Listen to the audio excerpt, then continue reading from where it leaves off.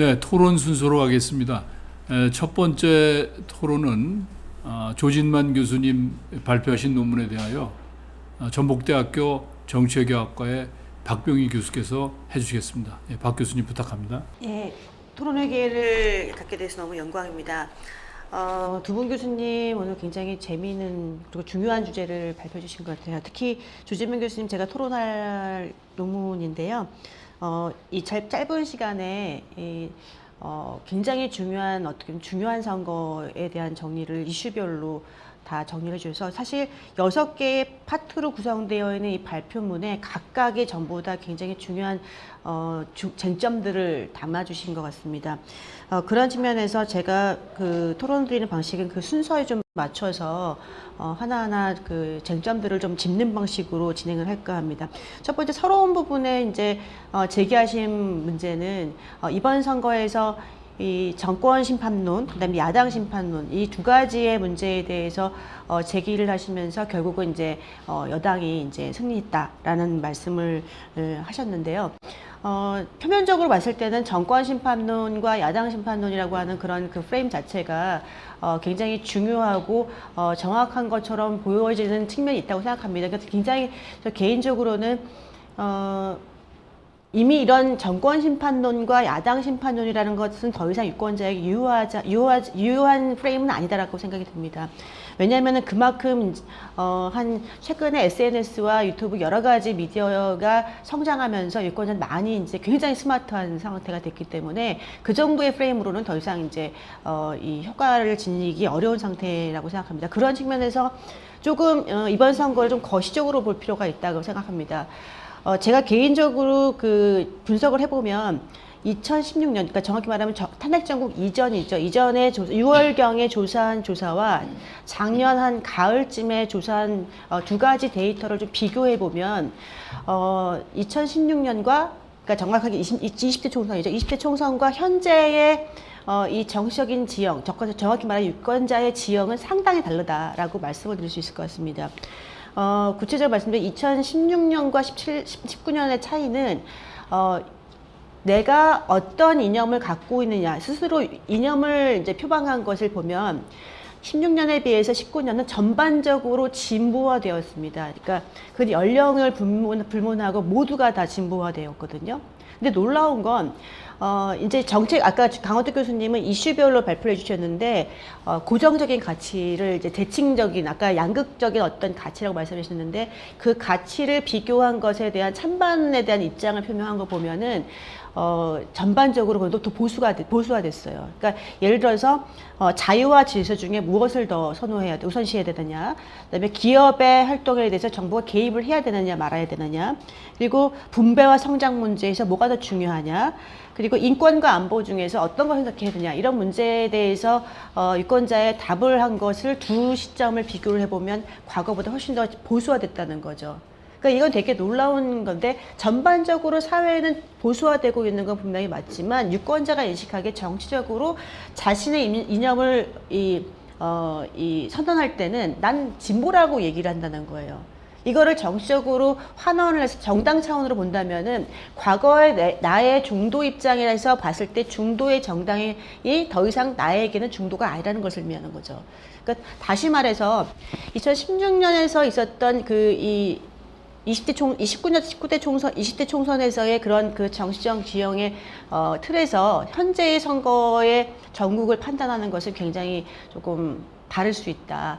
그런 측면에서 새로운 좀 이 측면을 좀 봐야 되는데, 그 중에 하나 가장 두드러진 거는 연령별의 어떤 뚜렷한 이념적인 차이입니다.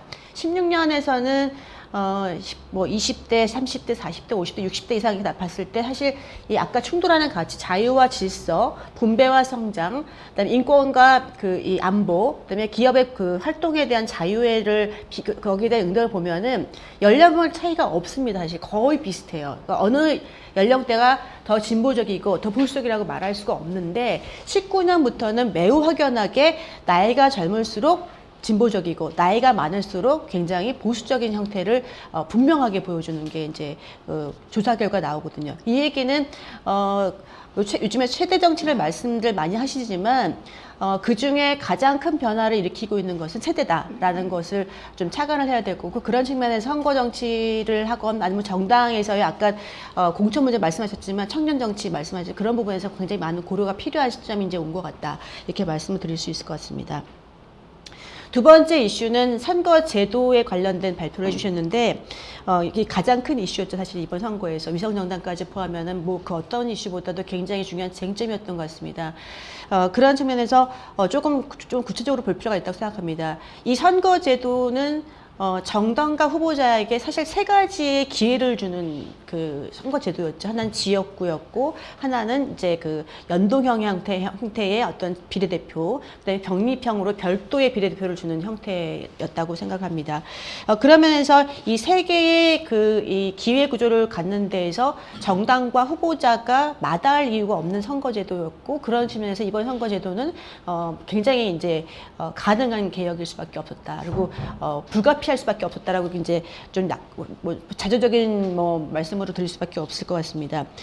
그런 측면에서 아까 말씀하신 것처럼 군소정당에겐 굉장히 불리하고 그 대정당이 유리한 이런 선거제도였으면 분명히 맞는데, 여기서 한 가지 우리가 놓치고 있는 부분은 2000년 그러니까 민주화 직후에 있었던 전국 선거제도와 동일한 현재의 선거제도의 문제를 안고 있는 선거제도였다는 것을 사실 간과하고 있었던 것 같습니다. 전국구 의원을 선출했을 때 유권자가 지역구에 한 표를 던지고 그 한 표로 지역구와 비례대표를 이제 전국구 의원을 뽑는, 그래서 사실상은 한 표가 두 가지의 효과를 하는 간접적인 효과를 갖고 있는 문제를 안고 있었거든요. 그래서 이제 현재의 판결 이후에 1인 2표제로 이제 병립으로 바뀌었죠, 이제.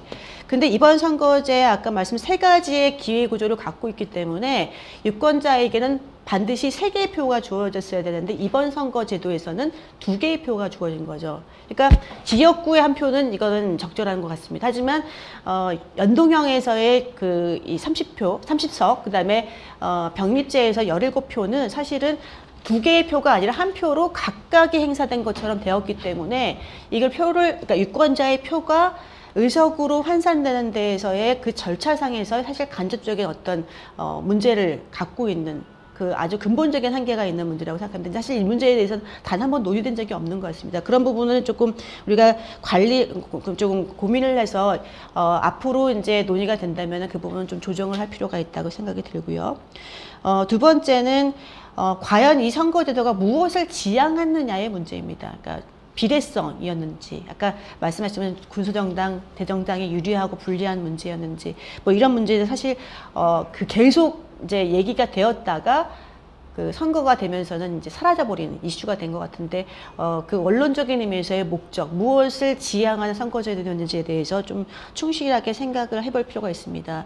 그래서 그런 면에서 이런 혼선들이 계속 반복되면서 유권자에게는 굉장히 심리적인 불편함을 줬던 게 사실인 것 같습니다. 18대 국회의원 선거 때 46.2% 정도의 굉장히 낮은 투표율이었거든요. 근데 점점 올라와서 이번에 66.2%까지 올라왔어요. 이게 정치에 대한 관심도 있겠지만 더 중요한 것은 이번 선거는 내가 투표하지 않으면 어떻게 결과가 나올지 예측하기 할 수가 없는 복잡한 선거제도다라고 하는 것을 유권자가 인식을 하고 그런 면에서 과거에 있었던 분할 투표도 사실 있을 수 없었던 것 같다는 생각이 듭니다. 그런 면에서 이번 선거 결과에서의 가장 큰 쟁점 중에 하나는 선거제도였어야 한다라고 생각이 들고요. 세 번째 말씀하신 것은 이제 선거구 획정과 관련된 부분입니다. 조진만 교수님 말씀하신 것처럼 선거구 획정위원회는 독립성을 확보하는 것에 중점을 둬야 한다는 100% 동의합니다. 이거 더 이상 말씀을 드릴 필요 없을 만큼 입법 과정에서의 논란이라든지 여러 가지의 문제를 짚고서라도 독립성을 좀 확보해야 될 부분이 있다고 생각이 됩니다. 그럼에도 불구하고 약간 좀 보완될 부분들은 선거구 획정위원회에서 가장 우선적으로 고려하는 건 인구수 비례인데요. 인구수 비례에서 두 가지 쟁점들은 조금 우리가 고려할 필요가 있다라고 생각이 듭니다. 첫 번째 하나는 그 선거구별로 인구가 어떻게 분포되어 있는가의 문제입니다. 조밀성 혹은 선거구의 모양이라고 볼 수가 있겠죠. 그러니까 조금 불법적인 형태로, 그러니까 편법으로 말씀드리면 뭐 게리맨더링 형태의 선거구가 있는지 없는지에 대한 판단, 선거구 획정에 대해서는 그런 얘기가 사실 이루어지지 않는 것 같습니다. 예를 들면 강원도 철원, 그다음에 화천 양구, 춘천 북구가 묶였는데요. 이거 굉장히 긴 선거구거든요. 그래서 이 철원으로부터 시작해서 양구까지 가려면 한 2시간, 최소 2시간이 걸리는 지역이에요. 그러니까 선거구 획정위원회 입장에서는 인구 비례수에서는 매우 정확하게 정밀하게 계산을 해서 이 선거구를 획정했을지는 모르겠지만 후보자나 정당이나 유권자 입장에서는 굉장히 좋지 않은 선거구의 형태입니다. 이거는 뭐 당선을 더 시키기 위해서, 누굴 떨어뜨리기 위해서 이런 문제가 아니라 과연 선거운동을 하라는 걸까요, 이게? 2시간을 차를 타고 달려가서 그 짧은 시간 동안에 유권자를 만나고 올 수 있는 선거구는 사실 있으면 안 되겠죠. 그러면서 인구의 조밀성, 선거구의 모양 뭐 이런 것들을 좀 제도적으로 좀 보완을 해서 선거객정위원회에서 고려를 해야 한다. 또 하나는 아까 말씀하신 것처럼 인구 비례의 별도의 선거구는 우리에게는 필요하지 않은가의 문제입니다. 그러니까 농촌과 어촌 문제에 대해서 고려할 필요가 있다고 생각됩니다. 저는 개인적으로 제가 전주에 있는 학교에 있기 때문에 그 지역에서의 문제점들을 굉장히 여러 개를 보고 있는데요. 전국에 상당히 많은 지역구가 있다고 하신다면 뭐 어쩔 수 없습니다만, 그 지역의 많은 문제들의 그 정도의 국회의원으로 해결할 수 있을까? 어차피 국회 안에서는 수의 대결입니다. 다수가 있어야 되는 건데, 그런 문제에서 인구수가 줄어드는 그런 지역에서 계속 국회의원 수를 줄이는 것이 과연 국가 발전이나 정적인 어떤 이 대표성 문제에서는 문제가 없는 것일까, 이런 거를 좀 생각해 볼 타이밍이 아닌가 생각이 됩니다. 네 번째 말씀하셨던 주제는 공천 문제입니다. 탁월한 인사를 고르는 거 아니라고 저도 굉장히 100% 동의하고요. 그리고 평범한 사람도 정치를 할 수 있어야 되고, 누구나 조절하고 대화할 수 있는 능력이 있다면 정치할 수 있는 세상이 되어야 한다고 생각하는 면에서는 굉장히 동감을 합니다.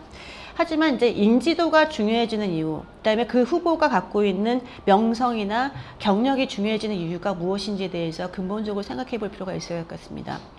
만약에 그런 인지도나 명성이 없으면 선거가 되지 않기 때문일 거라고 저는 추측을 합니다. 유권자 입장에서 뽑기도 어렵고요. 공천하는 입장에서도 그런 사람을 공천을 해야 공천을 잘했다는 얘기를 들을 수 있을 거라고 기대할 것이기 때문이라고 생각합니다.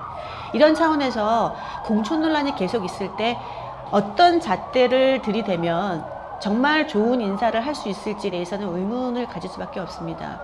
지금 이미 굉장히 많은 공천을 반복해 오면서 도덕적인 기준, 그다음에 자질, 여러 가지 능력, 경력 이런 것들에 대한 기준이 상당히 많이 세분화되어 왔습니다.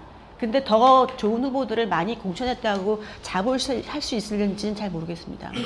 저는 개인적으로 공천의 기준을 아무리 좋게 한다고 하더라도 중앙당에서 임의적으로 하는 그런 기준의 설정, 그 다음에 그런 절차에 의해서 뽑은 후보가 좋은 후보일 가능성은 개선될 가능성은 별로 이렇게 많지 않다고 생각이 됩니다. 제 개인적인 경험을 말씀을 드리면, 제가 정당에 대한 관심이 많아서 다른 나라에서 인터뷰를 한 적이 있습니다. 근데 저희보다는 뒤늦게 민주화가 됐고, 하지만 민주주의 수준이 굉장히 높은 폴란드에 간 적이 있는데, 폴란드의 중앙당의 여당을 갔습니다. 중앙당을 갔는데 인터뷰를 하는 중에 굉장히 궁금했던 거죠. 과거에는 공산국가였다가 민주화된 지 저희보다 조금 짧은, 그러니까 별 비슷합니다. 그러니까 조금 짧은 국가에서는 어떻게 공천할까 묻기 위해서 어떻게 도대체 국회의원, 그러니까 하원 의원이죠. 의원 선거를 치르냐고 물었습니다. 그랬더니 굉장히 황당해하는 거예요. 당연히 그거는 지역 주직이 한다는 거죠. 그러니까 체계적으로 올라오기 때문에 중앙당에서 그것을 통제할 수도 없고 거기에 대해서 개입하지도 않는 겁니다. 이거는 폴란드만의 문제가 아니라 그 특징이 아니라 대부분의 국가에서 지역 조직에서 결정한 후보의 어떤 이 최종적인 후보로의 확정은 중간 단계에서는 거의 비준 형태의 어떤 형태로 진행이 됩니다. 이 얘기는 그 지역에서의 유지들이 장악을 하고 있고 여러 가지 문제를 갖고 있지 않겠느냐 이렇게 말씀하실 수도 있겠지만 그게 정기적이고 제도화가 된다면 그런 나쁜 문제들은 오히려 더 탈피할 수 있다는 겁니다. 그러니까 잘 아시겠지만 민주화 이후에 많은 불투명한 부패한 문제들은 계속 공개화되고 절차를 거치면서 굉장히 축소되었습니다. 그 얘기는 정당 공천의 문제도 개방화하고 경험을 많이 쌓다 보면 그런 부조리한 문제들은 상당히 사라질 수밖에 없다는 생각입니다. 오히려 지역에서 알려진 후보에 대한 애정을 갖고 많은 정보를 알게 되면서 조금 더 좋은 후보, 지역사회를 위해서 일할 수 있는 후보들을 공천할 수 있는 가능성이 훨씬 더 높아진다고 생각됩니다. 그런 면에서 지금은 인식의 전환, 그다음에 공정한 공천의 기준의 마련 이런 거를 좀 벗어나서 제도적인 차원에서 어떻게 이 공천의 권한을 조금 달리 할 것인가에 대한 문제를 고민할 시점이라고 생각이 듭니다. 다섯 번째로 말씀하신 부분은 선거운동에 관련된 부분인데요. 지금 현재 규제 중심의 공직선거법에 대한 문제점 굉장히 많다고 생각이 됩니다. 그러면서 말씀하셨던 것처럼 민주화 이후에 규제 중심의 선거법이 부정부패를 그다음에 불법 선거운동을 상당히 많이 이제 줄였던 것도 사실이고요. 그런 면에서 규제를 약화시켰을 때 나타나는 신임과 현역 간의 문제들도 그런 부분에서 분명히 맞다고 생각이 됩니다. 근데 더 중요한 것은 아까 말씀하신 자유와 공정성 문제가 이제 대립을 한다고 말씀하셨는데 저 개인적으로 봤을 때는 자유와 공정성은 대립할 수 없는 다른 차원의 문제라고 생각됩니다. 자유는 우리가 생각해서 어떤 형태의 자유이냐, 무엇을 지향하는 자유이냐에 대한 합의를 해야 될 문제이고 공정성은 공정해야 되고요. 형평성은 형평하게끔 유지될 수 있는 방식으로 가야 하는 게 맞다고 생각됩니다. 그러면서 조금 공정성 문제, 형평성 문제 두 개를 같이 겸비할 수 있는 선거운동의 개혁 문제가 제기돼야 된다고 생각합니다. 여기서 중요하게 이렇게 짚어야 할 문제는 후보와 정당의 선거운동에 대해서만 우리가 관심을 갖고 있는데 유권자는 도대체 무엇이냐라고 하는 겁니다. 유권자 중앙선관위에서 홍보를 하는 프로그램에 보면은 선거는 민주주의 꽃이라고 얘기를 하는데 유권자가 할 수 있는 것은 아무것도 없습니다. 후보자, 정당들의 제한적으로 할 수 있는 선거운동만이 존재하고 최소한 접촉면을 줄일 수 있는 방식으로 지금 선거운동이 계속 바뀌어왔거든요. 포스트 코로나 시대, 그다음에 뉴 노멀 시대에 제가 이렇게 말씀을 드리는 게 적절하지 않을 수 있는데요. 유권자와 후보, 그다음에 유권자와 정당은 접촉면을 늘리면 늘릴수록 정치는 좋아졌다고 생각했기 때문에 선거운동도 규제를 완화해서 정치적 자유에 대한 것들을 확보하는 것이 필요하다 이렇게 말씀을 드릴 수 있겠습니다. 마지막으로 선거 연령의 인하에 대해서 말씀을 드리고 싶은데요. 지금 현재 여러 가지 교육 시스템이나 인식이 청소년들을 정치적인 무관심으로 계속 묶어놓고 있다라는 말씀에 전적으로 동의하고 인식의 전환이 필요하다고 말씀하신 거에 대해서도 그 반응성에 대해서 굉장히 좀 의구심이 들 정도로 필요성을 강하게 느끼고 있습니다.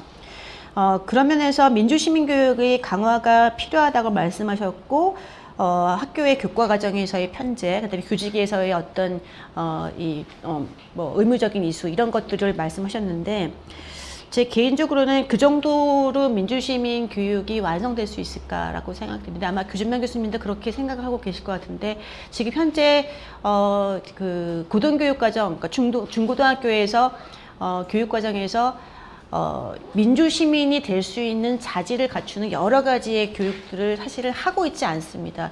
정치외교학과에 진학하는 학생들 중에 절반 정도가 사회과 과목을 듣지 않고 들어옵니다. 이 얘기는 거의 지금 대학생 중에 절반 이상이 혹은 절반도 안 되는 3분의 1도 안 되는 수치의 학생들이 사회적인 인식이나 가치 문제에 대해서 단 한 번도 고민하지 않고 대학에 진입을 한다는 얘기거든요.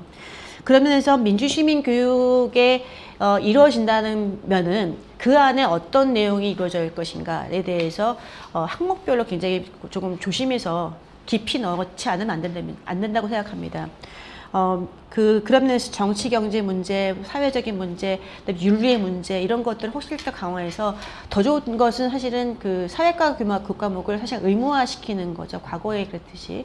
그렇지 않으면 지금 선거 연령도 낮아졌고 앞으로의 연령별로 굉장히 차이가 나는 입장차를 보일 수 있는 이런 사회 갈등을 보일 수 있는 양상이 예상되는 상태에서 어떤 식으로 신세대, 구세대 혹은 뭐 어떤 세대든지 어떻게 충돌할지 모르는 이런 그 갈등을 해결하기 되게 어려울 수 있을 거라 생각됩니다. 그런 측면에서 선거 연령 인하와 민주시민 교육의 어떤 강화는 꼭 필요하다 이렇게 말씀을 드릴 수 있겠습니다. 이상입니다. 감사합니다. 네, 박경무 교수님 토론 수고해 주셨습니다. 토론을 듣다 보니까 이제 우리 선거구제나 선거구 획정 또 공천 제도 이런 것들이 민주화 이후에 보니까 그 총선할 때마다 그때 달라요. 어떤 것 같아요. 그래서 변화가 많았는데 그럼에도 불구하고 상당히 중요한 문제점이 있다는 것을 또 알게 됐습니다. 그래서 또 선거 개혁이라고 하는 것이 여전히 이슈다라고 하는 그런 말씀인데요. 이어서 두 번째 주제에 관해서 두 번째 주제는 이제 앞에 것이 제도에 관한 것이었다면 두 번째 주제는 주로 유권자의 투표 행태에 관한 것이 되겠습니다. 강원택 교수님 발표에 대해서 건국대학교 정치외교학과의 곽진영 교수께서 토론해 주시겠습니다. 안녕하십니까. 방금 소개받은 곽진영입니다. 앞서 강 교수님이 라디오 방송하는 것 같다 그러셨는데 저는 무슨 스테이지에 온 것 같은 기분. 그래요. 오늘 또 작년에 이어서 이렇게 또 좋은 행사에 초대해 주셔서 너무 감사드리고요. 사실 이 행사는 제가 작년에 와서 해보니까 이 플로어에 계신 분들이 이렇게 질문하시는 그게 아주 제일 의미가 있고 좋았었던 걸로 기억이 되는데 오늘은 이렇게 또 화면을 보고 이렇게 하려니까 조금 심심한 것 같기도 하고요. 좀 아쉬운 마음이 있네요. 이렇게 채팅창에 이렇게 질문이 혹시 올라오는지 모르겠는데요. 이따가 혹시 그런 게 가능하면은 또 오늘 발표자 선생님들 좋은 말씀 좀 더 많이 들을 수 있었으면 좋겠습니다. 제가 사실 강 교수님 논문 토론한 거는 너무 여러 번인데요. 아마 그 입장이 비슷해서 저를 자꾸 부르시는 것 같아요. 매번 보면 뭐 너무 글을 읽을 때마다 명쾌하시고 저랑 이렇게 성향이 비슷하셔서 그런지 별로 제가 이견을 제기할 게 없습니다. 특히나 오늘은 또 직접 수집하신 데이터를 가지고 발표를 하셔서 저도 굉장히 궁금했던 게 풀려서 아주 재밌게 봤습니다. 결국 한마디로 얘기하면은 코로나 사태는 밸런스 이슈였다. 그 자체로서 별로 영향을 못 미친 것 같고 결국은 이미 그 전에 정파적으로 유권자는 나뉘어 있었다가 결론인 것 같습니다.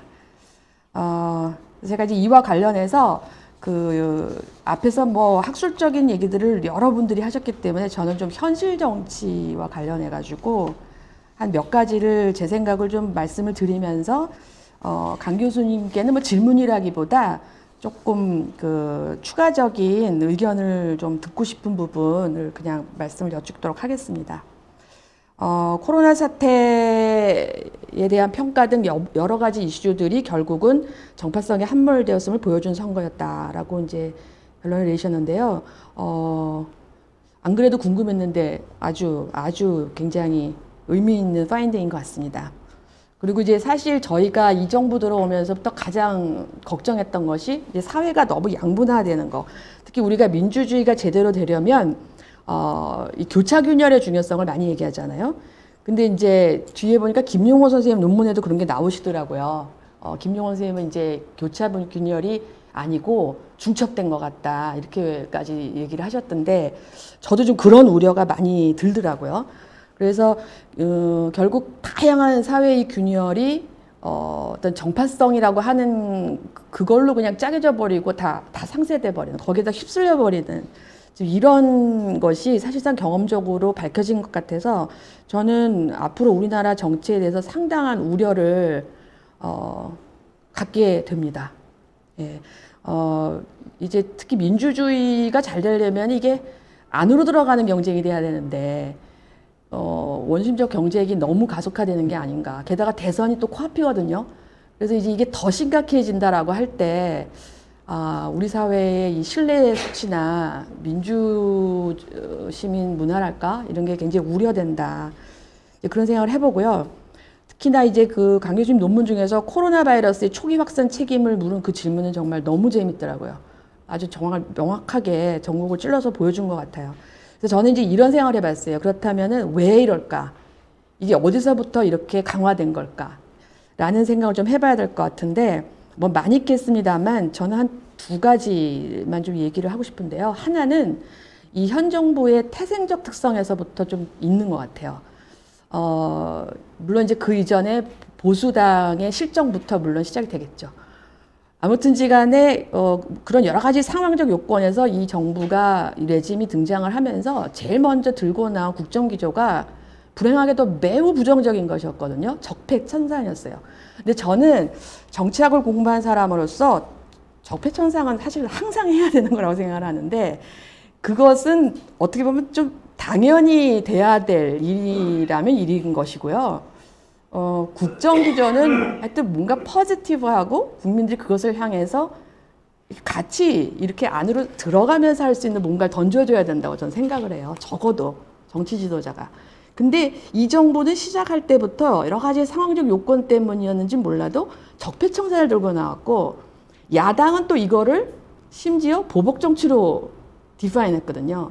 그러니까 시작부터 사실은 우리 사회의 분열을 향해서 갔다. 그래서 저는 그때 그 처음에 이런 얘기 내가 나올 때부터 상당히 우려가 됐었는데 결국은 이제 강 교수님 그 결과에서 보여주는 것처럼 정말 정책도 실종되고 오로지 편과 적, 또 지지냐 반대냐. 그것도 이제 정당에 대한 지지라면 또 뭐 정당 일체감의 발전이나 이런 걸 좀 기대해 볼 수가 있겠는데 지금 이 연구 결과에서 나온 것처럼 결국은 인물에 대한 지지 같아요. 제가 볼 때는. 그러니까 결국은 이제 문재인 대통령이 잘하고 있고 좋다라는 건지 아닌지 그것으로 그냥 모든 게 다 휩쓸려 버린 게 아닌가. 그래서 상당히 좀 우려가 된다라는 생각이 듭니다. 그리고 더더군다나 우려가 되는 거는 또 아까도 말씀드렸습니다. 대선이 다가온단 말이에요. 그래서 이제 여기서 두 번째 요인이 등장을 하는데 우리나라는 여전히 그 정당 정치가 이렇게 발전할 수 있는 토대가 상당히 약한 것 같다는 생각을 많이 하게 돼요. 희망을 계속 가져보면서도 이 선거 결과가 나오고 여러 가지 조사가 나올 때마다 실망을 하게 되는 것 같은데요. 거기에는 이제 그 대통령제를 기반으로 한 선거민주주의의 그런 제도적인 폐해가 많이 나타나고 있는 것 같습니다. 그래서 여전히 정당도 없고 정책도 없고 우리는 인물이 굉장히 중요한 것 같아요. 그래서 이제 어떤 사람이 앞으로 나서느냐 하는 거. 그래서 그것으로 나머지 모든 것이 이렇게 다 나뉘어지는 거죠. 정책에 대한 판단이나 이제 모든 강 교수님 표현하신 걸 빌자면 정파성이라고 하는 게 나뉘어지는 게 아닌가. 그래서 특히나 이제 대선이면서 우리가 분명히 후보는 3명 이상이 나오니까요. 자칫하면 이제 선거민주주의의 이 전략전술상 그걸 보면은 지금 결선 투표가 없는 상황이기 때문에 정치 지도자들은 그런 생각을 하기 쉬울 것 같아요. 이렇게 편을 강하게 갈라줘서 절대 손해볼 게 없거든요, 사실은.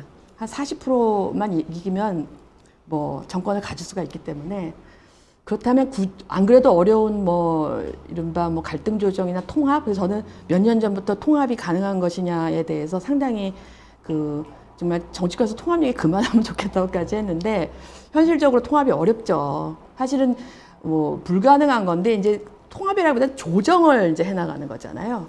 그래서 A와 B가 있을 때 사실은 C라는 값을 내야 되는 건데 그렇게 되는 이런 합의제적인 정치 풍토가 자리 잡기에는 우리가 이제 대통령제에다가 결선 투표가 없는 다수제 선거제로 수장을 뽑는 이런 제도가 존속되는 한은 이게 쉽게 해결될 일이 아닌 것 같다. 특히나 이제 김용호 교수님 논문에도 좀 나오더라고요. 유교주의적인 이런 거. 그래서 우리나라 국민들한테는 아직도 좀 나라님에 대한 우월성이랄까 좀 그런 것도 굉장히 강한 것 같아요. 그런 거. 거기에 많이 의지하는 거.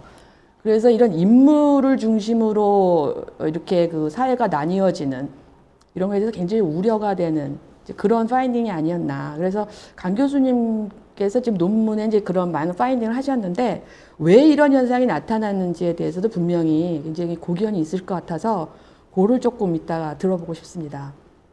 그다음에 두 번째는 이제 미래통합당에 대한 심판론인데요.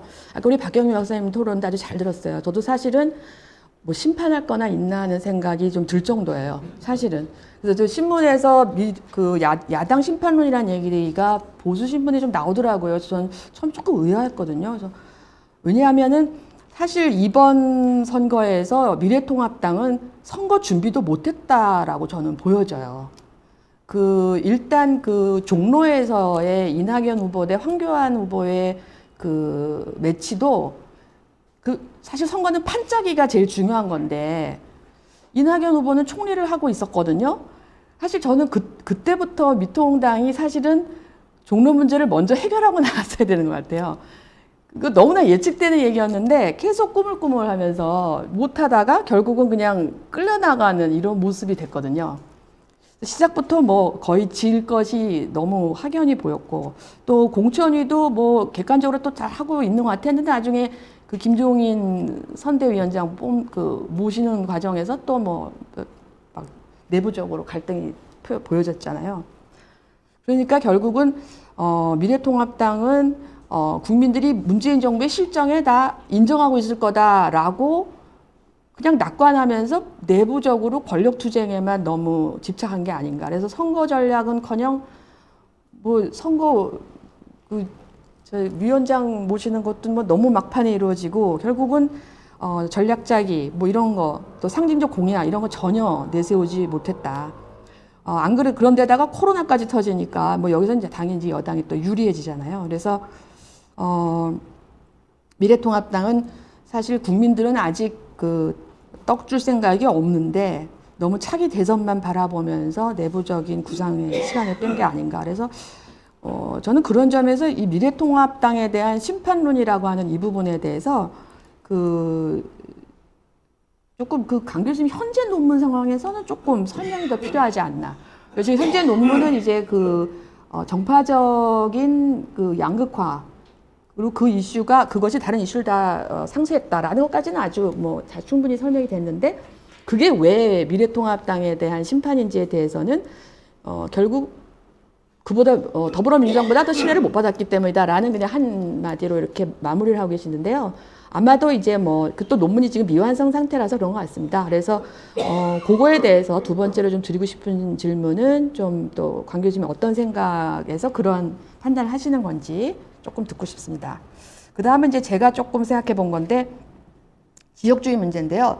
이번 선거를 보고서 지역주의가 부활했다. 그래서 또 어제 오늘 신문을 보면은 미래통합당에서는 이제 아주 영남당이 되려고 하는 게 아니냐라는 이런 비판적인 글도 많이 나오는데요. 이게 제가 좀 찾아보니까 지역주의의 강화라기보다는 이게 아까 강 교수님 논문에도 나오는데요. 오히려 이거는 호남에서만 굉장히 강화된 것 같아요. 그래서 제가 득표율이 얼마나 올랐는지를 한번 봤어요. 지난번 총선하고. 그랬더니 호남에서 비례대표, 그러니까 시민당이죠. 더불어시민당 득표를 보니까 전북이 23.7%, 전남이 30.4%, 광주는 32.4%가 증가를 했는데 영남에서 득표를 미래한국당이죠. 그걸 보니까 거기는 경북이 오히려 마이너스 1.35예요. 그래서 경북에서는 오히려 내려갔어요. 그리고 대구도 플러스 1.7밖에 안 되거든요.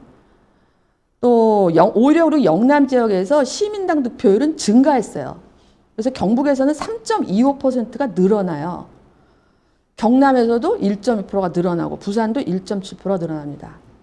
그래서 이걸 어떻게 설명할 것인가. 그래서 저는 다시 아까 문제로 돌아가서 이것 역시 호남 지역에서 결국 다음 대선에서 호남 출신 대통령에 대한 기대, 그 열망, 그게 보여준 것이 아닌가. 그래서 이것이 뭐 예전과 같은 식의 호남 대 영남의 구도로의 지역주의의 재등장으로 보는 건 조금 성급하지 않나. 그런 점에서 이제 특히나 미래통합당은 또 그렇게 아니라 생각해서는 안 되겠다. 그런 생각이 좀 듭니다. 그리고 이제 네 번째로 제가 또 고민해 본 거는 그럼 이번 선거에서 가장 손해본 정당은 누굴까? 그 생각을 해봤어요. 다 지금 두 개 정당만 얘기를 하는데 사실 이번 선거법 개정으로 가장 목소리를 냈던 것도 정의당이었는데 저는 정의당은 이번 선거가 상당히 그 가장 큰 손해를 본 정당이 아니었나. 뭐 처음부터 뭐 선거법이 취지에 맞게 돌아가지는 않았습니다만 전국적으로 보면 정의당의 그 비례 선거에서 지지율이 조금은 늘어났더라고요.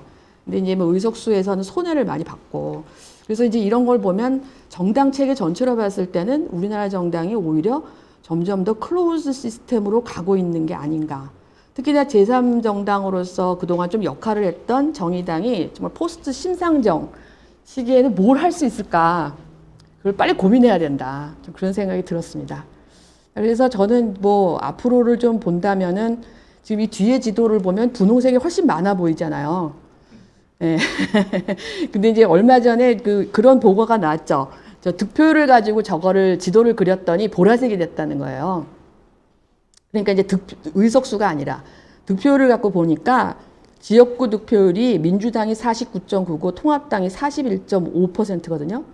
그리고 비례는 이제 33.4 대 33.8이에요. 그러니까 이제 섞으면 보랏빛이 되겠죠. 그러니까 아마 이제 통합당에서는 대선은 가능할 수도 있다라는 생각을 할 수 있을지도 모르겠어요. 근데 제가 볼 때는 다음 대선에서의 승리는 어렵다라고 보여지고, 통합당이 이런 의미에서는 좀 길게 보고 해체 수준의 대대적 개혁을 해야 되지 않냐. 그래서 좀 세대 교체는 당연한 것이고, 이미 우리 40대, 30대, 20대 보수들은 안보나 시장 경제라고 하는 말이 나오는 순간 아닌 건데, 그러니까 이제 그런 말을 앞에 걸고 하는 보수는 이제 그만해야 되지 않나라는 생각이 들거든요. 근데 이제 보수당 입장은 그런 것 같아요. 그런 것을 포기하는 순간 기존의 지지자, 특히 이제 올드 지지자들이 떠날까봐 걱정을 하는 것 같은데, 저는 떠나지 않을 거라고 보거든요. 그분들이 갈 데가 없어요. 그래서 그 지지는 남을 거라고 보기 때문에 과감히 버려야 된다 그런 생각이 들고요. 또 이제 그 미국에서는 뭐 12년마다 그 모드가 바뀌고 뭐 이제 이런 연구도 있었는데, 요즘 이렇게 보면 10년 주기설이 우리나라에서 자리 잡는 게 아닌가 뭐 이런 생각도 들고요. 아무튼 뭐 어느 성향이고를 떠나서 이 정치판이 운동장이 너무 기울어지는 것은 좋은 모습은 아니기 때문에 이제 그 통합당은 개혁을 한다라고 이제 했을 때 민주당의 입장에서도 제일 제가 좀 당부하고 싶은 것은 반대가 좀 자유롭게 뛰어놀 수 있게 조금 열어주는 관용성을 보였으면 좋겠다. 그래서 그런 생각이 들고요. 그런 점에서 지난 몇 년간의 그 정치권 이런 특히 정치 과정 점에서 보면은 우리나라의 정치가 상실되어 있었다, 실종했다. 그리고 전략은 없고 전술과 수사만 남은 정치였지 않나.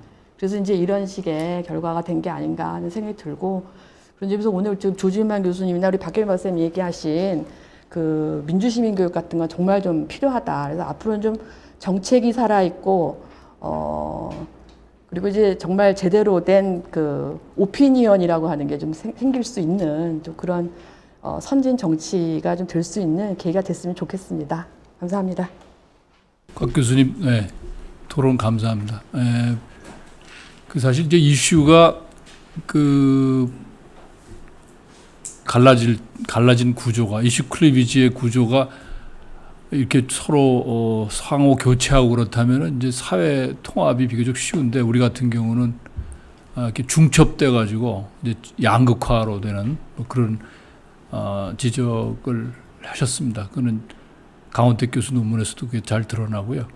그리고 이제 곽준영 교수께서는 이제 아마 지역주의와 관련해서 또 좀 논평이 있으셨습니다.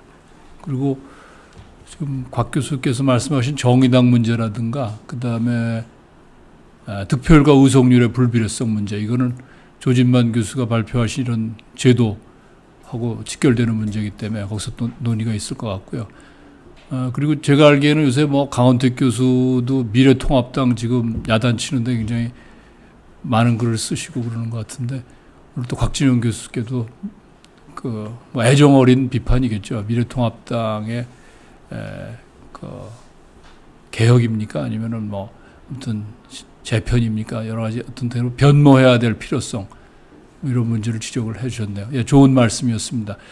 토론을 이렇게 하겠습니다. 이제 뭐 지정 토론은 이제 여기서 끝내고요. 그 대신에 그래도 여기 협소한 자리지만 여러분이 계시기 때문에 뭐 길게는 못 하겠습니다만은 추가로 질문이나 논평이 있으시면 좀 해주시고 그리고 발표자를 다시 모셔서 마무리를 하는 그런 순서로 가겠습니다. 이게 마이크를 돌릴 수가 있나요? 아니면 네, 좀 그래도 잘 짜여진 방청석은 아니지만 그래도 우리 회의 참석자 계시니까 네, 질문을 수합을 하셨어요 벌써? 잘하셨습니다. 예, 어떤 질문입니까? 의원 간사 조연수라고 합니다. 지금 유튜브 실시간으로 시청하고 계신 시청자분들께서 질문들을 댓글로 올려주시고 계시는데 제가 시청자분들께서 올려주신 질문 2가지를 대신하여 질문 드리도록 하겠습니다. 첫 번째는 현 하향식 공천 방식이 얼마나 계속되어야 할까요? 라는 질문이었고요. 두 번째는 인물 중심의 정치 행태를 바꿀 수 있는 대안은 무엇이 있을까 궁금합니다. 라는 질문이었습니다. 네, 2가지 질문에 대한 답변 부탁드리겠습니다. 발표자를 잘 들으셨죠? 그 말씀해 주실 때 해주시고 저는 방청석이 뭐 없다 그랬는데 아마 시청하신 분들이 또 질문이 있으시네요. 여기 계신 분들은 뭐 추가로 말씀하실 거 없으세요? 저 자리에 앉으셨죠? 예, 충분한 시간은 없습니다만은 그래도 지금 토론하신 분 내용이 있고 또 질문이 있었기 때문에 우리 조진만 교수님부터 좀 말씀을 해주시겠습니다.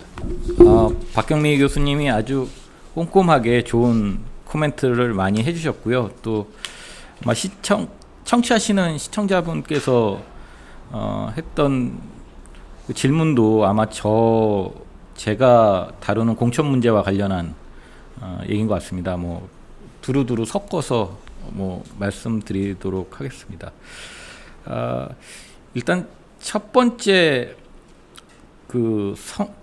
선거제도 관련해서 한 거는 박경미 교수님은 준연동형 비례대표자가 지역구 2표, 그다음에 병립형, 연동형 해가지고 다양한 선택도 또 한 측면이 있다라고 얘기를 하셨던 것 같습니다. 그래서 그런 부분이 있는데 제가 보면은 지금 벌써부터 21대 개원도 안 했는데 거대 여당이 출연하고 개헌선에 근접해 있으니까 개헌에 대한 논의들이 항상 나오고 있는데 이게 정치적인 수사로 되지 않기 위해서는 진짜 제대로 된 민주주의 그다음에 법제도적인 부분들에 대한 개혁이 이루어지기 위해서는 진짜 우리가 대한민국이 앞으로 어떠한 민주주의를 할 것인가에 대한 근본적인 합의, 사회적인 성찰과 사회적인 합의가 필요하다라고 봅니다.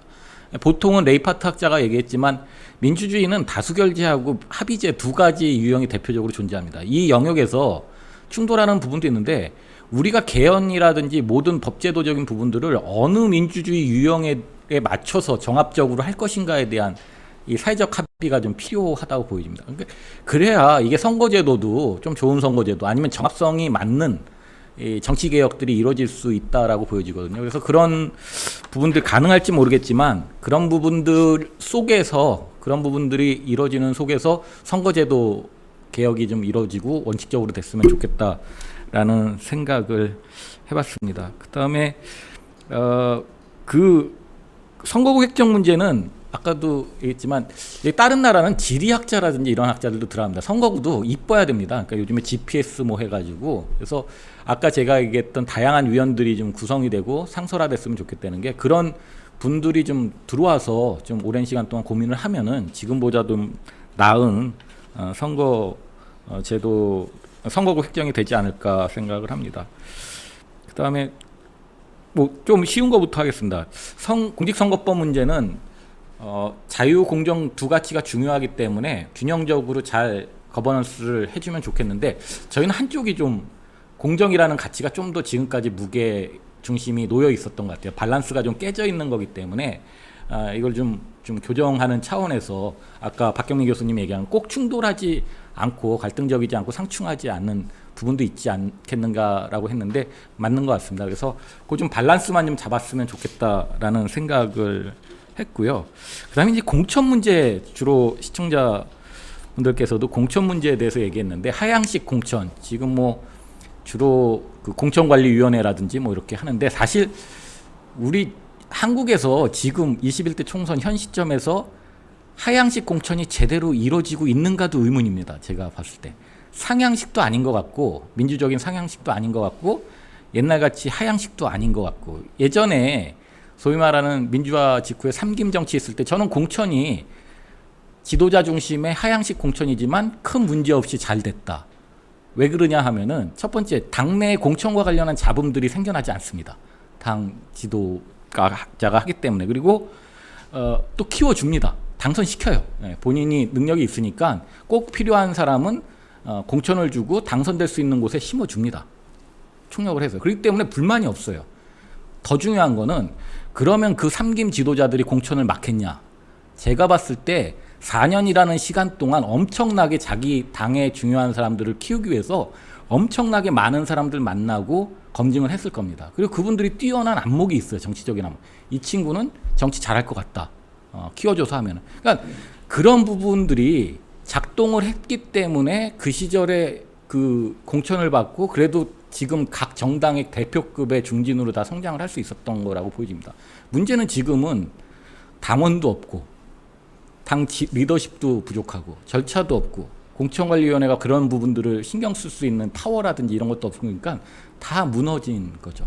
그래서 아마 과거와 같이 지도자 중심의 어떤 하향식 공천은 그런 리더가 나온다는 게 쉽지가 않기 때문에 어려울 것 같으니까 이런 부분들을 메꿔줄 수 있는 방법들은 역시 정당이 제도화하는 수밖에 없습니다. 그 부분들을 메꿔줄 수 있는 시대가 변한 상황에서 어떻게든 당세를 키우고 뭔가 바뀌어진 형식으로 만들어낼 수밖에 없다는 그 한계가 있고 그거를 잘하는 정당들이 결국은 선거에서 승리할 가능성이 높다라고 보여지고요. 그래서 인물 중심 정치 영역 이것도 원론적으로 얘기할 수밖에 없지만 이게 정당이 재기능을 못해서 그렇거든요. 정당이 재기능을 못하니까 한국 사회에 있는 뭐 인물 중심의 그 문화라든지 이런 것들 굉장히 중요하긴 한데 이것을 좀 뛰어넘는 조직적인 역량이라든지 이런 것들이 없는 거죠. 또 반대로 조금 더 하면은 정치적인 책임을 정당 차원에서 지지 않는 거예요. 자꾸 누가 어느 선거에 되면은 누구 위원장이든 누군 대표든 해서 하면은 갈아치우고 그게 아니라 정당 차원의 책임 정치가 구현될 수 있는 이런 구도들을 이제 만들어 나가야 되는 거죠. 좀 더. 근데 이런 부분들이 좀 약하지 않나라는 생각합니다. 그리고 전반적으로 봤을 때 왜 선거구 제도도 그렇지만 사실 국회의원 수 늘리면 되거든요. 모든 문제가 해결됩니다. 왜냐하면은 저희가 보시오. 정치도 서비스인데 서비스 하는데 사람이 부족해서 서비스가 좋은 게 어디 있습니까? 저희가 대학교에서도 교수가 많아야 학생들을 다 그러지 않습니까? 근데 유독 정치만 중요하다고 그리고 진짜 공적인 영역에서 서비스를 해야 되는데 근데 국회의원은 더 줄이라고 하고 아예 국회 없애자고 그러고 그러니까 이런 부분들의 개선이 이루어져야 한국 정치가 민주주의가 제대로 되고 좀 발전될 수 있는 토대가 될 수 있다. 그리고 상황이 그러니 진짜 국회의원들 정치인들이 지금이라도 조금 좀 분발하고 그런 부분들을 좀 잘 수용을 해야 된다라는 거죠. 그래서 사회는 아까 박경리 교수님 말씀하신 것 중에 제가 진짜 저기하게 들었던 게 가치적으로는 보수의 가치가 굉장히 사회적으로 조사해 보면 좋은데 투표 찍는 거라든지 자기 성향에 대해서는 진보적인 정치 성향을 표시한다는 그 부분이 굉장히 말이 와닿았습니다. 아까 토론 왜 그럴까 생각을 해봤어요. 지금 잠깐 제가 봤을 때는 애티튜드 문제 같아요. 그러니까 가치 보수가 여러 가지가 있지만 지금 계속 하는 게 쟁점에 대한 개인주의화되고 자유의 가치가 제가 공직선거법도 있지만 중요한데 문제는 뭐냐면 그것을 잘 설득력 있게 딜리버링 할 수 있는 라포라든지 이런 그 뭐라 그럴까요? 그 아리스토텔 파토스 같은 게 없는 거예요. 신뢰감이라든지 설득을 이끌 만한 그런 게 없는 거죠. 그리고 그런 게 없으면 리더급이라 또 뭐가 돼야 되는데 좋은 리더십이라도 있었는데 그게 안 돼서 아마 그러지 않나라고 해서 그런 부분들을 조금 고민할 필요가 있다. 다각적으로 그렇게 생각합니다. 그렇게 돼야 조금 하향식 공천 문제, 인물 중심 문제, 그다음에 제가 발표에서 얘기했던 여러 가지 정치 제도와 관련한 개혁 문제들이 좀 원활하게 덜 갈등적으로 진행되지 않을까 하는 생각을 합니다. 예, 이 정도로 마치겠습니다. 강원택 선생님께서 대답해 주시겠는데, 제가 아까 사회자로 질문이 하나 있어요. 예를 들면 우리는 지금 이제 물론 대통령제고 또 이번 선거 같은 경우는 한 2년여 전에 선거가 있고 그러니까 우리가 대선 속에 총선이 있잖아요, 우리. 그런데 아까 그 문재인 대통령 변수 말고 이낙연 선대위원장은 거의 변수 없었어요. 그리고 만약에 문재인 대 황교안 이런 그 분석도 있지만 이낙연 대 황교안 뭐 이런 식으로 변수를 그것도 대리 변수인데 해가지고 분석 같은 건 안 해봤는지 궁금해서 얘기 말했습니다. 예. 점점 라디오 스타가 돼가는. 곽현희 교수님 좋은 토론 감사합니다. 몇 가지 말씀, 갈등 중첩 이야기하셨는데 선거 결과 관련해서 제가 하고 싶은 이야기가 하나 있습니다. 사실 이번이 이렇게 양당적인 형태로 선거 결과 나온 적이 없었거든요. 근데 양당제라는 게 갈등이 중첩될 수밖에 없습니다. 지금 미국 정치가 그렇죠. 미국의 정당이 더 생겨날 수가 없습니다. 미국에는 2개 정당 이상의 연방 수준에서 정당이 생겨날 수 없으니까 모든 갈등이 이제 두 정당에 축적이 되고, 그래서 미국의 정책 양극화라는 게 우리보다 제가 감히 말할 수 있는데 우리보다 훨씬 심하죠. 예. 근데 우리는 항상 제3정당이 등장을 해서 이게 분노를 표출해주는 그런 걸 만들었고 역할을 중간에서 했었단 말이에요. 근데 이번에 그게 없어졌어요. 왜 없어졌을까? 저는 일단 1번은 제도의 탓이죠. 이른바 준연동형 비례제라는 이상한 비례대표제도 아닌 것이 그렇다고 비례의석을 늘린 것도 아니었고, 그러니까 그 제도 자체가 일단 도입된 게 문제가 출발점이었고, 그러면서 이제 위성정당들이 만들어졌습니다. 그래서 거대 정당들이 비례대표 공간까지 들어오게 된 거죠. 그러다 보니까 과거 같으면 분할 투표를 하는 거예요. 대부분의 유권자들이. 한 표는 지역구에서는 거대 정당을 찍고, 정당 투표는 정의당 같은 이제 작은 정당을 찍는 거죠. 그런 국민의당 이렇게 과거에 나눠져 왔단 말이에요. 근데 위성정당을 만들게 되니까 비례대표 공간도 거대 정당의 양당적 싸움으로 유권자들이 잃게 된 거죠. 그래서 이번엔 스트레이트 티켓 보팅, 일관 투표가 굉장히 많았을 거라고 저는 봐요. 그러니까 제3당의 공간을 만들어 놓지 않은 거죠. 위성정당을 만들어서. 그래서 결과적으로 누구 손해냐? 제가 볼 때는 미래통합당이 손해를 봤어요. 그러니까 왜 손해봤다고 이야기를 하냐면, 문재인 정부의 마음에 안 들었던 사람들은 지역구에서 미래통합당, 마땅하게 이길 수 있는 정당이 없으면 두 정당 중에 하나를 찍어야 되니까, 그런 상황이면 통합당 싫으면 민주당 가는 거죠. 그렇다고 하더라도 그 비례투표 공간에서는 다른 정당 찍는 거죠. 예를 들면 국민의당이든 무슨 정당이든. 근데 거기까지도 이제 똑같이 싸움을 붙여놨기 때문에 실제로 그러니까 더불어시민당뿐만 아니라 열린 뭐죠? 헷갈리네. 예. 하여튼 그 두 정당에다가 정의당까지 합치게 되면 거기도 40몇 % 되는 거죠. 그리고 보수도 마찬가지고. 그러니까 사실은 양쪽이 다 지금 양극화가 됐습니다. 그래서 제3당이 출연할 수 있는 공간이 사라지면서 사실은 더욱더 정치는, 이번 선거는 양극적인 경쟁이 됐고, 거기서 상대적으로 밀렸던 미래통합당은 이제 더 크게 패배하게 된 거죠. 어떤 의미에서 보면. 그래서 그동안 우리는 양당제가 아니었다고 저는 생각을 했는데, 이번 같은 경우는 이제 그런 제도가 그렇게 몰고 갔던 측면이 있습니다. 그래서 차라리 이거 계속할 바에는 옛날식으로 돌아가고 비례의석을 조금 늘리는 방식으로 바꾸는 게 낫지, 이런 어정쩡한 방법은 전혀 정치 발전에 도움이 되지 않는다, 이런 생각이 많이 듭니다.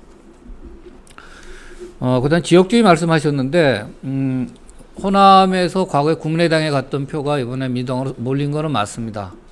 그러니까 호남은 지역주의가 강해진 거 아니냐, 이런 말씀을 하셨는데, 저는 거기에 약간 동의하기 조금 어려운 부분이 있습니다. 왜냐하면 이번에 미래통합당이 호남 지역 28개 선거구 중에서 16군데 후보자를 못 냈습니다. 못 낼 정도라는 건, 이거는 이게 거대 정당, 한 나라를 다스리겠다는 정당으로서는 사실 있을 수 없는 일이라고 봅니다. 그 왜 못 냈겠느냐? 공을 안 들인 거죠, 그동안엔. 지역주의 갈라치기, 지역주의에 의한 갈라치기, 뭐 이런 거죠. 우린 영남만으로 충분해, 뭐 이런 생각한 거죠, 계속. 그래서 끊임없이 도발하고 자극하지 않습니까? 5.18 관련된 부분이나, 뭐, 광주 문제나. 반면에 민주당에서는 굉장히 뭐, 문 대통령만 해 2번인가 3번인가 가지 않았습니까, 거기에? 그 다음에 뭐, 5.18 때 가서 위로하고, 민주당이 신경 쓴 거에 비해서 제 생각에는 1000만 분의 1도 미래통합당은 호남에서 신경을 안 썼어요. 그럼 표심이 안 가죠. 아무것도 안 하고 펴달라고 하는 것 자체가 저는 훨씬 더 문제라서 저는 이낙연 효과보다는 오히려 그런 한국 보수가 그동안 호남에 대해서 홀대했던 그런 부분들과 뭐 여러 가지 요인이 이번에 겹쳐서 나온 거죠. 근데 제가 뭐 엊그제 신문에도 그런 이야기를 썼습니다만은 지금 이제 부울경이 의미심장한 변화를 저는 보이고 있다고 생각을 하거든요. 그러니까 선거라는 게 이게 저는 흐름이 중요하다고 보는데 2018년 지방선거에서 처음으로 부울경 지역, 특히 이제 서부 그러니까 어딘가요? 남해부터 동쪽으로 부산 쪽을 향한 거기서 울산까지 여기 지역은 단체장이라든지 지방의회 의원을 거의 민주당이 차지했습니다. 처음 있는 일입니다. 부산에서 구청장이 뭐 시장은 말할 것도 없고 구청장이 민주당 출신이 나온 게 지난번 2018년 선거가 처음입니다. 근데 그냥 구청장을 차지한 게 아니라 하나인가 2개 빼놓고 아마 전 지역 구청장을 다 차지했을 거예요. 부산에서. 그러니까 뭔가 민심의 변화가 일어난 거죠. 그죠? 부울경 지역에서. 그래서 그 당시에 이제 제가 2018년 지방선거 때 했던 서베이의 결과로 내린 저의 결론은 부울경 지역이 이제 과거 보수의 아성이었던 영남연합에서 이제 조금씩 벗어나기 시작한 것 같다. 그래서 민주당으로 마음이 간 것 같다라고 말할 수는 없지만 구 한나라당계로부터는 이제 신뢰가 상당히 떨어졌다. 탄핵을 계기로. 그리고 거기에는 이제 계속적으로 공을 들이는 사람들이 있잖아요. 상징적 존재가 있잖아요. 노무현 대통령이 그랬고 지금 김영춘 있고 김부겸이 있습니다. 반면에 뭐 미래통합당에서 이번에 뭐 천하람인가 그 친구 젊은 친구 나간 것 이외에는 아무것도 없습니다. 그 친구조차 이제 아무도 없으니까 이제 그 젊은 친구 같다는 거에 대해서 지금 주목을 받는 거죠. 그래서 이제 여전히 영남당으로 남아 있게 된다면 뭐 2년 뒤 대선에서 저는 가능성 없다고 봅니다. 왜냐하면 이 지역에서 계속 이제 민주당에 대한 지지, 이번에 부산에서 민주당 지지표가 45%인가 47%, 뭐 하여튼 45% 가까이 나왔습니다. 그 이상인지 뭐. 한 절반 가까이 됩니다, 이제는. 그러니까 대선같이 하나의 선거구라면 더더욱 불리하겠죠. 그럼 이제 결국 호남으로 가야 됩니다. 호남으로 가야 되는 거라서 이제 좀 뭐 바뀌어야 되지 않을까 이런 생각이 들고요. 왜 미래통합당은 안 찍었을까? 이건 제가 이제 논문 완성할 때 곽 교수님 지적하셨던 내용 받아서 좀 해야 되는데, 일단 제가 한 가지 좀 드리고 싶은 이야기는 아까 야당 심판론 이야기를 했었는데, 이것도 굉장히 사실은 뭐 리더십의 문제도 있고 여러 가지 문제가 많은데요. 기본적으로 굉장히 안이하게 생각한 것 같아요. 뭐 한국 보수는 좀 약간 좀 여유가 있어요. 게으르다고 해야 되나 하여튼. 저쪽이 잘못하고 저쪽에서 실패하면 그냥 와 우리한테. 누구 있어? 민주당 진보 잘못하면 우리한테 오는 거지 뭐 권력은. 기다리면 돼. 뭐 이런 부분이 있었던 것 같습니다. 그러니까 더구나 주변에 같은 사람들만 있는 거예요. 그 영어 like-minded people끼리 있는 거죠. 그 일종의 에코 챔버예요. 그럼 저기서도 나오는 거죠. 야, 내 생각이 맞구나. 이 세상은 다 나처럼 생각하는구나. 그 보는 매체도 다 정해져 있단 말이에요.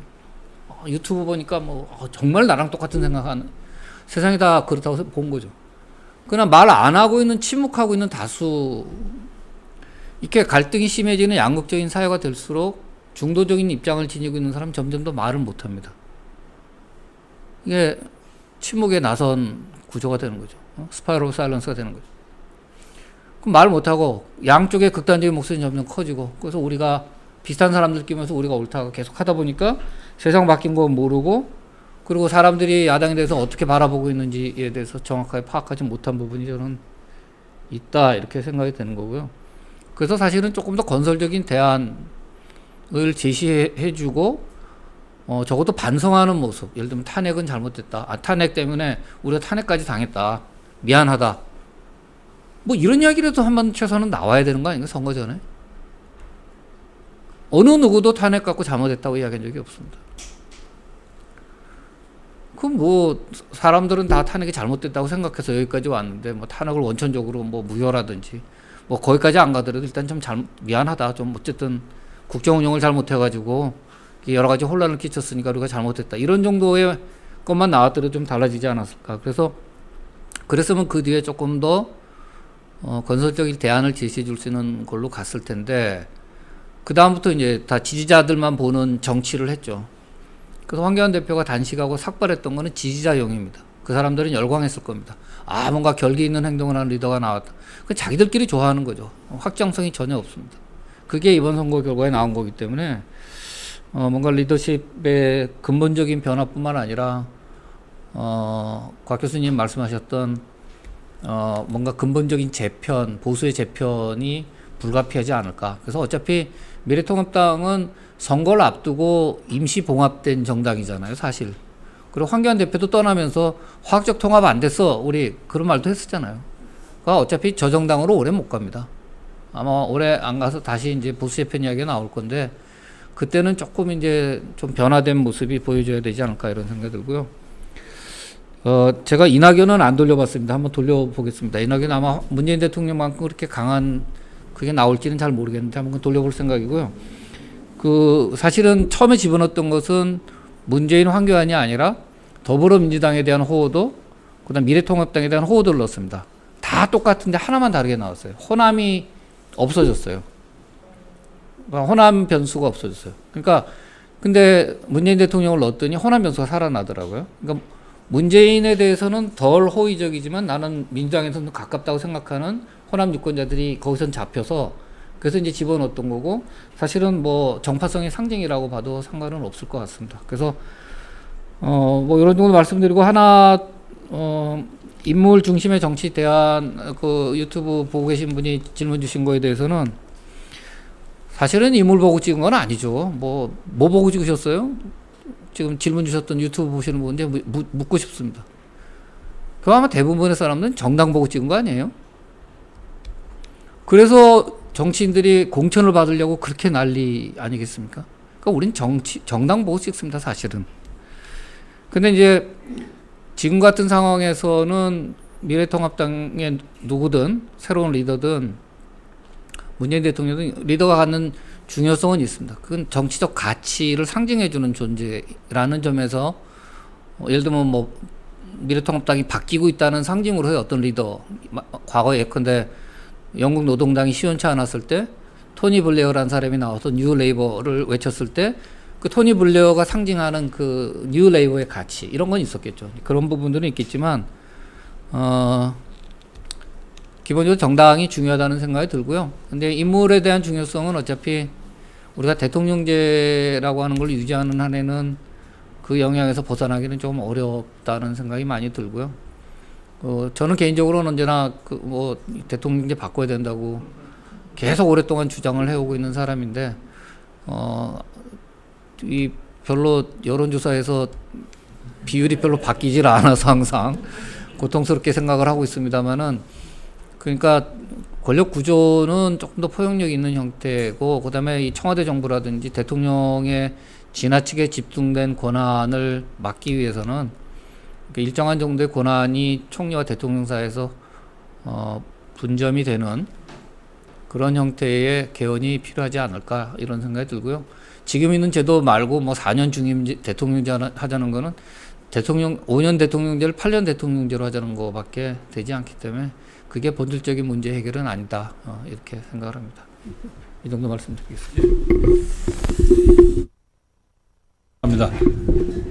사실은 그 정해진 시간보다 조금 늘어졌습니다. 좀 늦었는데요. 뭐 아마 시청하시는 분들은 아마 여기 기술적인 문제 좀 있었고 뭐 진행상에 이렇게 매끄럽지 않은 점이 있어가지고 불편하셨는지 모르겠습니다. 그 점은 양해드리고 저희들이 뭐 유튜브 생방송을 처음 해보는 거라 뭐 그런 점이 있습니다. 그럼에도 불구하고 오늘 그 발표하시는 분이나 또 토론해 주시면 아주 좋은 말씀 해주셨고 그래서 상당히 그 좋은 세션이 아니었나 이렇게 제가 자화자찬을 좀 해봅니다. 그리고 여기서 남은 주제가 많은데 요거는 제2회의에서 다시 아마 관련해서 또 논의될 걸로 그렇게 생각이 됩니다. 예, 발표하시는 분, 토론하신 분, 또 이 자리에 계신 분들, 또 시청하신 분들, 또 모든 관계자 여러분 수고 많으셨습니다. 감사합니다. 이거 마치겠습니다.